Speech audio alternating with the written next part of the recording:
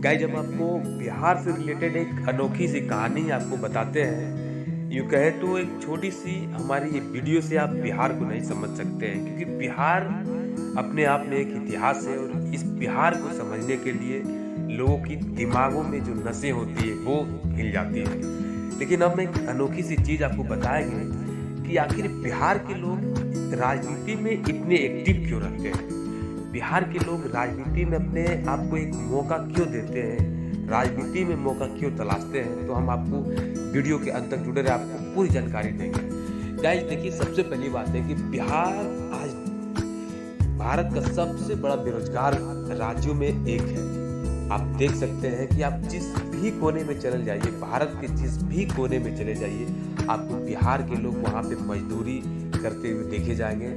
आप मजदूरी करते हुए देखे जाएँगे, इतने में संभव नहीं है। बिहार के लोग वहाँ पे नौकरी भी करते देखे जाएँगे, वहाँ पे बिज़नेस करते भी देखे जाएँगे। सिर्फ़ मज़दूरी कह देना बिहार के लिए एक अपमानजनक शब्द है। गाइज़ आप समझिए कि बिहार एक ऐसा राज्य जो अब तक पिछड़ा हुआ राज्य बना हुआ है भारत का, लेकिन फिर भी यहाँ के लोग राजनीति में अपने आप को एक मौका के रूप में देखते हैं। आप देख सकते हैं कि यहाँ पे जो वार्ड का चुनाव होता है, पंचायत का चुनाव होता है या तो फिर जिला का चुनाव होता है, इन सभी चीज़ों में भारत के युवाओं को अपने आप को मौका देने का एक मौका मिल जाता है। तो सबसे बड़ी चीज़ है कि आज बिहार में लोग राजनीति में इतना अपने आप को क्यों इन्वॉल्व करता है।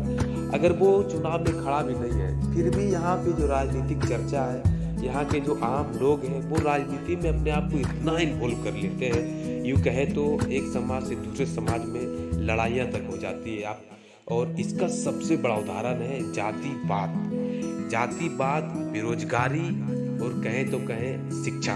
ये 3 चीज़ें जो है बिहार को राजनीति में सबसे अव्वल बनाती है। गाइज हम यूँ कह रहे हैं जातिवाद एक खास जाति के लिए नहीं है। आप देखेंगे कि जातिवाद शब्द का जो लोग इस्तेमाल करते हैं वो खासकर यादवों के लिए करते हैं बिहार में, और यादवों को कहा जाता है कि यादव ज़्यादा जातिवाद करता है, यादव बिहार को बर्बाद कर रहा है। लेकिन ऐसा नहीं है, यादव जातिवाद नहीं करता है। यादव के साथ साथ अदर जो कास्ट है वो भी जातिवाद करता है। यहाँ पे देखिए सबसे बड़ी चीज़ है कि यादव के लिए एक नेता खड़ा है तेजस्वी यादव, पासवान के लिए खड़ा है चिराग पासवान, और दूसरी चीज़ है जेडीयू जो कि हमारे मुख्यमंत्री नीतीश कुमार है उसके लिए मंडल जी है, कुशवाहा जी है, पासवान जी है, मल्लाहा जी है, राजपूत है। सभी अपने आप को एक नेता के रूप में अपने जाति के लोगों को एकत्रित करते हैं, और यही चीज़ें बिहार को जातिवाद और राजनीति में सबसे ज़्यादा इन्वॉल्व करता है। और यही चीज़ें है कि आज तक हमारा बिहार सबसे पिछड़ा राज्य बना हुआ है, क्योंकि ये शिक्षा नहीं देखेंगे, ये अपने आप को ये साबित करेंगे कि हम उस जाति के लोग हैं और हमारे जाति के लोग राजनीति में एक्टिव हैं। तो ये चीज़ें हैं, लेकिन कुछ हद तक सुधर चुका है हमारा बिहार। अब जो आने वाली पीढ़ी है वो इनसे अलग हट के सोचती है, क्योंकि यहाँ पे शिक्षा पे जो काम हुआ है वो कुछ रिकॉर्ड स्तर का हुआ है। क्योंकि भारत का सबसे अशिक्षित राज्य कभी बिहार हुआ करता था, लेकिन आज देखेंगे तो सबसे अत्यधिक आईएएस ऑफिसर कहें तो भारत में जो बनते हैं वो बिहार से जाते हैं। तो कहीं ना कहीं शिक्षा का जो एक स्तर है वो काफ़ी बड़ा है बिहार के लिए। तो ये चीज़ें हैं, बिहार में राजनीति के लिए लोग इन्वॉल्व इसलिए रहते हैं क्योंकि यहाँ पे जातिवाद है, और कास्टिज्म का जो अनोखा रूप है वो बिहार से सटे आप यूपी में जो चले जाएंगे तो यूपी में भी लोग कास्टिज्म करते हैं। और यही चीज़ है कि बिहार और यूपी के लोग राजनीति में सबसे ज़्यादा इन्वॉल्व रहते हैं।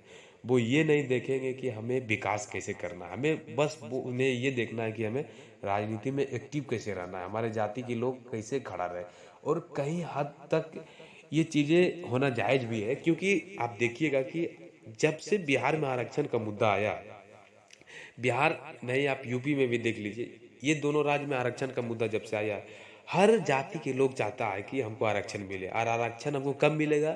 जब हमारे कास्ट के लोग जब विधानसभा में बैठेंगे, लोकसभा में बैठेंगे हमारे कास्ट के लोग, तो हमारे कास्ट के लिए आरक्षण का बात करेंगे, हमारे कास्ट के हित के लिए बात करेंगे। तो ये चीज़ें है, और यही चीज़ें कहीं ना कहीं बिहार और यूपी को बर्बाद कर रहा है। तो कहीं ना कहीं इन सभी चीज़ों को लेकर एक कानून बनना चाहिए, संशोधन होना चाहिए, कि आपके नेता आरक्षण को लेकर कुछ नहीं कर सकते। कहीं न कहीं आरक्षण की जो नीति, आरक्षण की जो विचारधारा है वो हमारे राष्ट्रपति महोदय जी को सौंप देना चाहिए। और ये चीज़ें होने के बाद कहीं न कहीं कास्टिज़्म रुकेगा और राजनीति में जो इन्वॉल्व बिहार के लोग उतने हद तक हो जाते हैं, वो कुछ न कुछ रुकेंगे।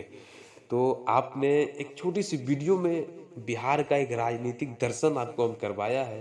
गाइज़ तो हमारे साथ वीडियो के अंत तक जुड़े रहें और एक वीडियो से हम शुरू में ही आपको बोल दिए कि एक वीडियो से आप बिहार की पूरी दर्शन को नहीं समझ सकते हैं। तो thank you for watching video दोस्तों।